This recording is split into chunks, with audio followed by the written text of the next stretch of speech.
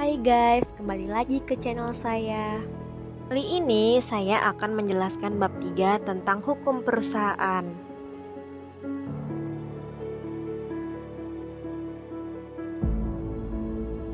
Perkumpulan adalah induk atau bentuk asal dari segala bentuk persekutuan yang bergerak dalam dunia bisnis atau dunia usaha. Unsur dominan perkumpulan yaitu adanya kepentingan bersama, adanya kehendak bersama, adanya tujuan bersama, adanya kerjasama.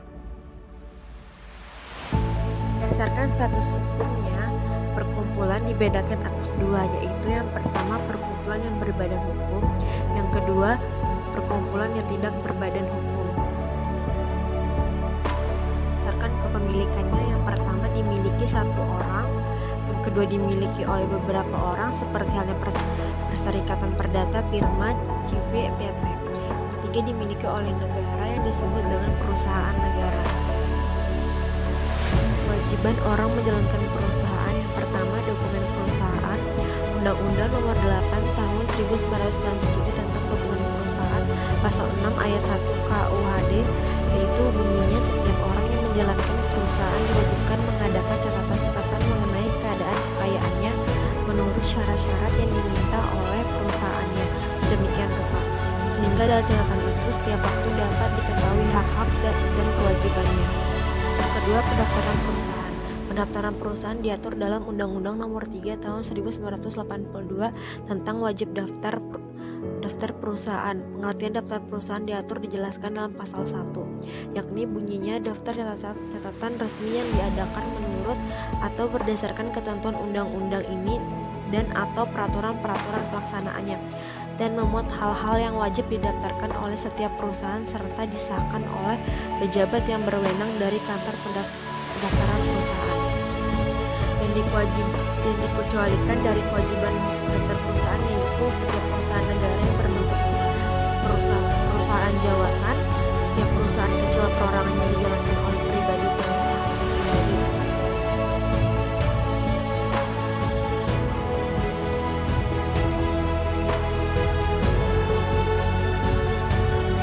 Perserikatan Perdata.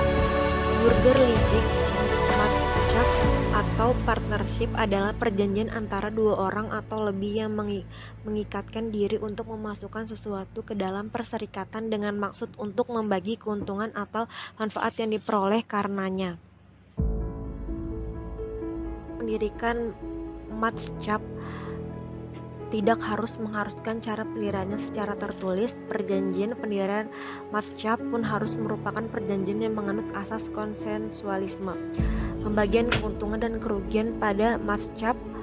Cara membagi keuntungan dan kerugian sebaiknya diatur dalam perjanjian pendirian persekutuan dengan ketentuan tidak boleh memberikan seluruh keuntungannya hanya kepada satu orang sekutu saja, karena akan melanggar asas kemanfaatan bersama atau kerjasama. Tetapi sebaliknya, semua kerugian dapat dibebankan kepada seorang sekutu.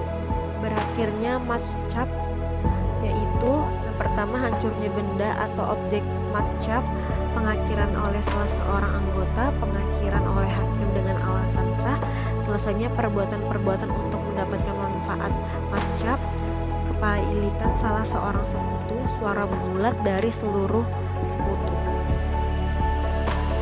Tujuan firma adalah tiap-tiap perserikatan perdata yang didirikan untuk menjalankan perusahaan dengan nama bersama. Persekutuan komaniter atau CV adalah persekutuan antara seorang atau lebih sekutu yang berkomitmen secara pribadi untuk seluruhnya pada satu pihak dan seorang atau lebih sekutu yang hanya menyerahkan uang pada pihak lain. Kesamaan dan perbedaan antara CV atau saham dengan PT yaitu sama-sama mengenal sistem pengawasan melalui lembaga komisaris. Perbedaannya dalam PT tidak dikenal adanya sekutu komplementer yang diangkat seumur hidup seperti pada CV atau saham. Cara mendirikan CV pada dasarnya masih sama dengan FA dan Gemeinschaft, akan tetapi dalam praktik perlu dibuat dengan akta notaris. Demikian pula mengenai syarat pendaftaran dan pengumuman maupun kewajiban pembukaan sama seperti pada FA. Bihol atau pengurusan atau pemeliharaan CV yang berwenang melakukan bihol adalah sekutu saja jika sekutu komaniter melanggar ketentuan sebagai sekutunya dan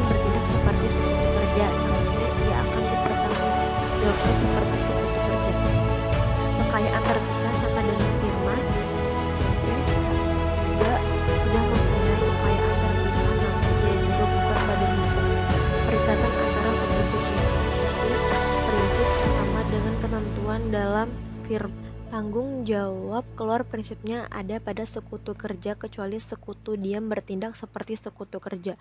Bubarnya CV prinsip sama dengan ketentuan pada firma. PT, badan hukum yang merupakan persekutuan modal didirikan berdasarkan perjanjian melakukan kegiatan usaha dengan modal dasar yang seluruhnya terbagi dalam saham dan memenuhi persyaratan yang ditetapkan dalam undang-undang ini serta peraturan pelaksanaannya. Karakteristik PT yaitu ketentuan sebagaimana dimaksud pada ayat 1 tidak berlaku apabila persyaratan perseroan sebagai badan hukum belum atau tidak terpenuhi. Pemegang saham yang bersangkutan baik langsung maupun tidak langsung dengan etikat buruk maupun memanfaatkan perseroan untuk kepentingan pribadi. Pemegang saham yang bersangkutan terlibat dalam perbuatan melawan hukum yang dilakukan oleh perseroan atau pemegang saham yang bersangkutan baik langsung maupun tidak langsung secara melawan hukum menggunakan kekayaan perseroan yang mengakibatkan kekayaan perseroan menjadi tidak cukup untuk melunasi utang perseroan. Macam PT dan dua yaitu PT terbuka dan PT tertutup. Organ PT itu adalah organ perseroan yang mempunyai wewenang yang tidak diberikan kepada direksi atau dewan komisaris dalam batas yang ditentukan dalam undang-undang ini atau anggaran dasar yang ada direksi organ perseroan yang berwenang dengan mengambil penuh atas pengurusan perseroan untuk kepentingan perseroan sesuai dengan maksud dan tujuan perseroan serta muatan perseroan baik di dalam maupun di luar pengadilan dan ketentuan. Ketiga ada komisaris yaitu organ perseroan yang bertugas melakukan pengawasan secara umum atau khusus sesuai dengan anggaran dasar serta memberi nasihat kepada direksi.